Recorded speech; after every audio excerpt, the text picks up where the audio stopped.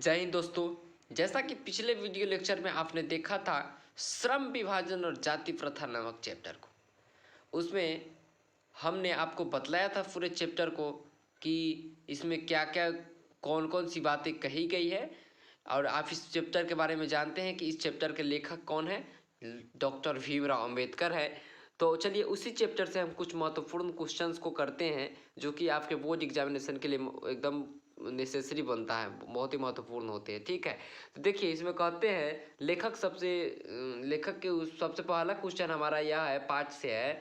सबसे पहला क्वेश्चन है कि लेखक किस विडंबना की बात करते हैं। तो आप लोग जानते हैं पहला पैराग्राफ में आप लोगों ने देखा कि लेखक किस विडंबना की बात करते हैं। तो आप लोग को पता है कि लेखक जातिवाद नामक विडंबना की बात करते हैं। विडंबना का स्वरूप क्या है? तो विडंबना का स्वरूप यह है कि यह बेरोजगारी एवं बेकारी का प्रत्यक्ष कारण बनी हुई है। भारत की जो जाति प्रथा है वह बेरोजगारी बेकारी का प्रत्यक्ष एवं प्रमुख कारण बनी हुई है। इसके साथ साथ यह क्या करता है, मतलब कि कहने का आशय है विडंबना का स्वरूप। आप यहाँ कंफ्यूज हो जाइएगा कि ये क्वेश्चन क्या पूछ रहा है, स्पष्ट रूप से आप क्वेश्चन को नहीं समझ पा रहे हैं। ठीक है, क्वेश्चन को स्पष्ट रूप से सबसे पहले समझिए। क्वेश्चन कह रहा है कि विडंबना का स्वरूप क्या है, मतलब कि सबसे पहले तो आप इस बात को समझ गए कि लेखक किस विडंबना की बात करते हैं, तो जातिवाद नामक, यानी कि इस जगह पर आप जातिवाद जोड़ सकते हैं। ठीक है, जातिवाद। तो यानी कि इस क्वेश्चन का कहने का आशय है कि जातिवाद का स्वरूप क्या है या विडंबना का स्वरूप क्या है। तो आप इसको जातिवाद का स्वरूप भी बोल सकते हैं। तो क्यों ना हम जातिवाद का स्वरूप का ही वर्णन कर दें। विडंबना का स्वरूप कह रहा है तो विडंबना जोड़ करके उसमें जातिवाद के स्वरूप का ही वर्णन कर दे।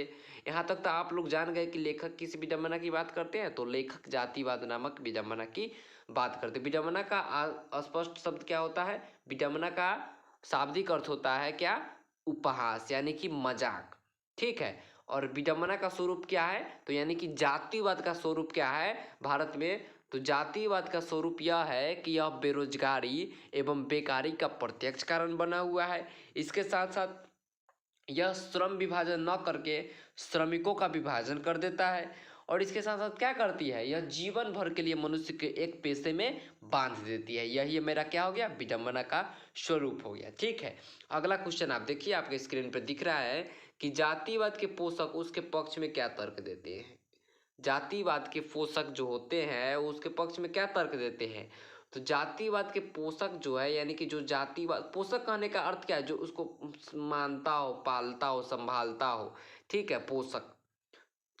तो जैसे कि हम लोग अपने शरीर में पोषक तत्वों को ग्रहण करते हैं तो पोषण विधि द्वारा खाते हैं, उसी तरह से जो जातिवाद को पालता है, पोषक उसका जो समर्थक है उसके पक्ष में क्या तर्क देते हैं। तो आप लोग जानते हैं कि जातिवाद के पोषक उसके पक्ष में तर्क देते हैं क्या, कि जाति प्रथा जो है वह श्रम विभाजन का दूसरा रूप है। जैसे कि आप लोगों ने जान रहे हैं कि श्रम विभाजन क्या है, काम का बंटवारा होता है। तो वही जो जातिवाद के पोषक है वह उसके पक्ष में तर्क देते हैं कि जातिवाद श्रम विभाजन का दूसरा रूप है, इसीलिए इसमें कोई बुराई नहीं है। तो वही कौन इसके पक्ष में तर्क देते हैं, जो जातिवाद के पोषक है वही इसके पक्ष में यह तर्क देते हैं कि जाति प्रथा जो है वह श्रम विभाजन का दूसरा रूप है, इसीलिए इसमें कोई बुराई नहीं है। चूंकि जो सभ्य समाज होते हैं, यानी कि जो समाज में अच्छे समाज होते हैं, वे किसी भी कार्य को अच्छी तरह से संपादित करने के लिए श्रम विभाजन को आवश्यक मानता है। इसीलिए जाति प्रथा श्रम विभाजन का ही दूसरा रूप है, इसीलिए इसमें कोई बुराई नहीं है। यह कौन तर्क देते हैं, कौन तर्क देते हैं? जातिवाद के पोषक देते हैं। अगला क्वेश्चन देखिए, अगला क्वेश्चन 3 नंबर क्वेश्चन है। यह कह रहा है कि जातिवाद के पक्ष में, देखिए यहाँ पर जाति रुकिए दिखाते हैं आपको। जातिवाद के पक्ष में दिए गए तर्कों पर लेखक की प्रमुख आपत्तियां क्या है, मतलब लेखक उस चीज पर क्या कहते हैं। आपत्ति मतलब कि ऑब्जेक्शन, जैसे कि आप लोग देखते होते होइएगा अदालत में बोलता है ऑब्जेक्शन योर मिलॉर्ड, कहता है ना। तो वही जातिवाद के जो पोषक तर्क उसके पक्ष में तर्क देते हैं कि कोई भी सभ्य समाज कार्य को कुशलता से संपादित करने के लिए श्रम विभाजन को आवश्यक मानता है, और चूंकि जाति प्रथा श्रम विभाजन का ही दूसरा रूप है, इसीलिए इसमें कोई बुराई नहीं है। तो इस चीज पर, जो इस बात को हमने अभी बोला, इस पर लेखक क्या आपत्ति लगाते हैं, मतलब कि लेखक इस चीज़ में क्या ऑब्जेक्शन निकालते हैं। तो लेखक इस चीज़ में ऑब्जेक्शन निकालते हैं, आपत्ति निकालते हैं, कहते हैं कि यदि हम जाति प्रथा को श्रम विभाजन का दूसरा रूप मान ले तो यह स्वाभाविक नहीं होगा। कैसे नहीं होगा भैया, मतलब कि लेखक क्या कहते हैं कि जाति प्रथा को श्रम विभाजन, यानी कि जो जाति प्रथा है भारत की, उसको यदि हम श्रम विभाजन का दूसरा रूप मान ले तो यह स्वाभाविक नहीं होगा। क्यों नहीं होगा, क्योंकि यह मनुष्य के स्वेच्छा पर निर्भर नहीं करता है। हम लोग जानते हैं कि श्रम विभाजन का शाब्दिक अर्थ होता है काम का बंटवारा, न कि मजदूरों का बंटवारा। लेकिन जाति प्रथा का अर्थ होता है काम के आधारों पर मजदूरों का बंटवारा। जो काम के आधार पर व्यक्तियों का बंटवारा कर देना वह जातिवाद होता है, ठीक है। तो वही इस पर लेखक प्रमुख आपत्ति जताते हैं कि यदि हम जाति प्रथा को श्रम विभाजन का दूसरा रूप मान ले तो यह स्वाभाविक नहीं होगा, क्योंकि यह मनुष्य के रुचि पर आधारित नहीं है। मतलब कि मनुष्य अगर कोई दूसरा काम करना चाह रहा हो, अगर मान के कोई ऐसा लड़का हो जो पढ़ाना चाह रहा हो, चाहे कुछ करना चाह, टीचर बनना चाह रहा हो, चाहे कुछ करना चाह रहा हो, इंजीनियर बनना चाह रहा हो, कुछ भी करना चाह रहा हो, ठीक है, तो वह उसके स्वेच्छा पर निर्भर करता है कि हम वे बनेंगे, चाहे यह बनेंगे चाहे वह बनेंगे, वह उसकी स्वेच्छा पर निर्भर करता है। लेकिन जो भारत की जाति प्रथा है वह उसकी स्वेच्छा को न देखते हुए सीधे तौर पर उसके काम का ही बंटवारा कर देता है, उस व्यक्ति को ही बांट देता है कि नहीं तुमको यही काम करना है तो करना है, दूसरा काम इसके अलावा तुम नहीं कर सकता है, इसी काम को करते करते तुम मर जाएगा। यही इस पर प्रमुख आपत्ति जताते हैं लेखक कि जाति प्रथा जो है वह किसी भी मनुष्य को काम को दूसरे काम को क्या करते हैं, लेने की इजाज़त नहीं देता है, ठीक है। यही क्या करते हैं, यही लेखक ऑब्जेक्शन लगाते हैं, मतलब कि आपत्ति जताते हैं। अगला क्वेश्चन देखिए आप लोग, अगला क्वेश्चन क्या है, अगला क्वेश्चन कहते हैं कि जाति प्रथा जाति भारतीय समाज में श्रम विभाजन का स्वाभाविक रूप क्यों नहीं कहा जा सकता। देखिए जैसे सेम टू सेम जो जो जिस बात को हमने यहाँ पे बोला था वही बात फिर से आ गया कि जाति भारतीय समाज में श्रम विभाजन का स्वाभाविक रूप क्यों नहीं कही जा सकती, क्योंकि यह मनुष्य के रुचि पर आधारित नहीं है। इसको आप लोग लिखिएगा कि जाति भारतीय समाज में श्रम विभाजन का स्वाभाविक रूप नहीं कहा जा सकता है, क्योंकि यह मनुष्य की रुचि पर आधारित नहीं है। या अगर मनुष्य कोई दूसरा काम करना चाह रहा हो तो जाति प्रथा जो है वह किसी भी काम को छोड़ने की इजाज़त नहीं देती है, ताकि और दूसरे काम को अपनाने की इजाज़त नहीं देती है। वह कहती है कि जिस काम को तुम कर रहा है ज़िंदगी भर उसी काम को करते करते तुमको मर जाना है। तो इस क्वेश्चन को आप लोग आसानी से लिख सकते हैं, जैसा कि हमने आपको ऊपर वाले क्वेश्चन में बताया। अगला क्वेश्चन देखिए आप लोग कि जाति प्रथा भारत में बेरोजगारी का प्रमुख और प्रत्यक्ष कारण कैसे बनी हुई है। अब देखिए भैया ये क्वेश्चन बहुत ही इम्पोर्टेंट है, एक ये क्वेश्चन हो जाता है और ये क्वेश्चन हो जाता है, ये दोनों बहुत ही इम्पोर्टेंट है आपके बोर्ड एग्जामिनेशन के लिए। और एक और नीचे की तरफ दिखते होइएगा, चलिए हम आगे बता देंगे, लेकिन यहाँ तक के क्वेश्चन इसमें अभी दो जो है वो बहुत ही इंपॉर्टेंट क्वेश्चन है जो कि आपके बोर्ड एग्जामिनेशन इतना है, जो इतना आप दिख रहे हैं इसमें से आपके एग्जामिनेशन में फिक्स है कि एक या दो क्वेश्चन आपके इतना में से चाहे 5-8 क्वेश्चन से आपको एक या दो क्वेश्चन आपको जरूर पूछे जाएंगे, ठीक है। तो चलिए हम आगे देखते हैं 5 नंबर क्वेश्चन को कि जाति प्रथा भारत में बेरोजगारी का एक प्रमुख और प्रत्यक्ष कारण कैसे बनी हुई है। तो आप लोग जानते हैं, आपको हमने बतलाया था पिछले वीडियो लेक्चर में जो पाठ का प्रसंग कर रहे थे, तो उसमें आपको बतलाया है कि जाति प्रथा है वो बेरोजगारी एवं बेकारी का प्रत्यक्ष कारण बनी हुई। जैसे कि आज के समाज है, देखिए आप ही मिला लीजिए, आज का समाज क्या हो गया, औद्योगिकीकरण की ओर बढ़ रहा है, ठीक है। आज के समाज में उद्योग धंधे स्थापित किए जा रहे हैं, बड़े बड़े कल कारखाने स्थापित किए जा रहे हैं। तो मनुष्य भी क्या करता है, उस काम को एक काम को छोड़कर दूसरा काम को अपनाना चाहता है, लेकिन भारत की जाति प्रथा उस काम को अपनाने की इजाज़त नहीं देती है और वह व्यक्ति को उसी काम में बंधे रहने की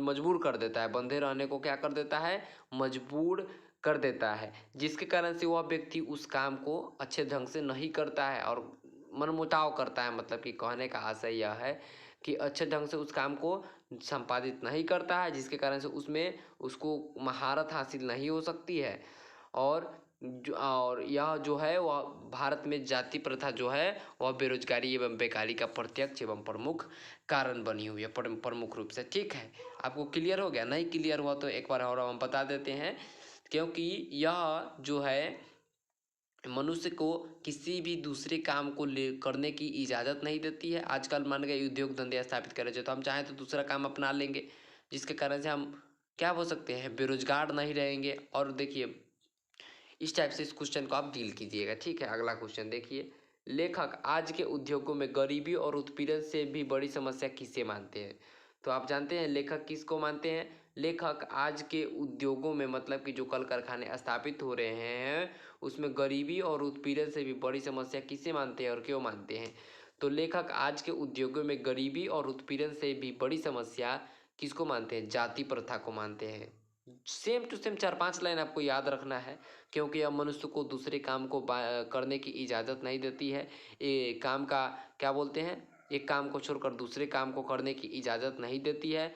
साथ ही साथ यह मनुष्य को काम के आधार पर बांट देता है।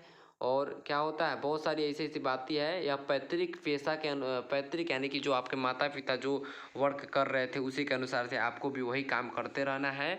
यही जिसके कारण से मनुष्य क्या करता है, मनमुटाव काम करता है और उसमें उसको महारत हासिल नहीं हो पाती है और वह मनमुटाव तरीके से करता है, जिसके कारण से वह गरीब होते जा रहा है। ठीक है, उत्पीड़न यानी कि पीड़ा, जो गरीब होगा तो उसके साथ साथ उसको पीड़ा भी झेलना पड़ेगा, तो वही उत्पीड़न है। ठीक है, अगला क्वेश्चन देखिए, लेखक 7 नंबर क्वेश्चन देखिए, लेखक ने पाठ में किन प्रमुख पहलुओं को जाति प्रथा के हानिकारक रूप में दिखाया है? तो आप लोग जानते हैं कि लेखक किन किन को जाति प्रथा के रूप में हानिकारक दिखाया है? क्या? गरीबी और उत्पीड़न को, क्या, और इसके साथ साथ बेरोजगारी, बेकारी, सब चीज़ को दिखाया है, हानिकारक बताया है। और क्या क्या चीज़ को बताया है कि पैतृक पेशा का ना बंटवारा कर देना, ये सब चीज़ों को हानिकारक रूप में बताया गया। अगला क्वेश्चन देखिए, ये बहुत ही मोस्ट वीवीआई क्वेश्चन है। इसमें से आपको 3 क्वेश्चन जरूर ध्यान में रखना होगा। पहला 1 नंबर, दूसरा आपको क्या बोले हम 5 नंबर क्वेश्चन, और एक नंबर 8 नंबर क्वेश्चन। इसको आपको जरूर ही ध्यान में रखना है ऐसा। ठीक है, तो देखिए अगला क्वेश्चन यह है, कहते हैं कि लेखक, सॉरी थोड़ा इसको हटा देते हैं, चलिए ऊपर कर देते हैं। ठीक है, अब ठीक है, दिख रहा होगा। देखिए कहते हैं कि सच्चे लोकतंत्र की स्थापना के लिए लेखक किन विशेषताओं का आवश्यक मानता है? देखिए यही मोस्ट भी क्वेश्चन है।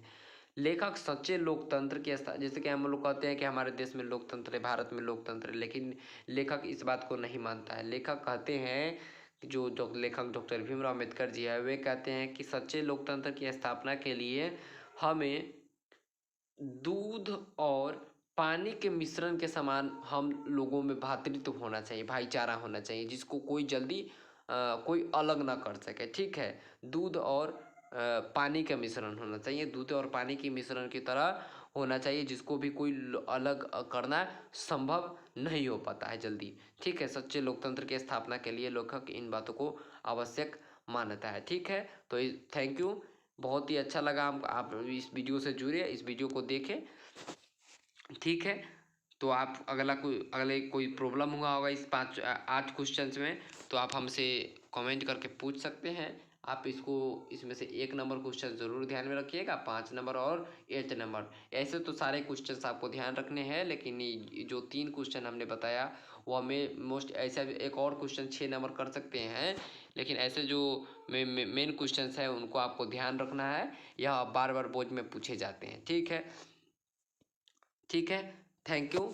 अगले वीडियो में हम देखते हैं, जैसा कि होगा उसके अनुसार से हम वीडियो बनाएंगे कि अगले में क्या आपको दिखाना है।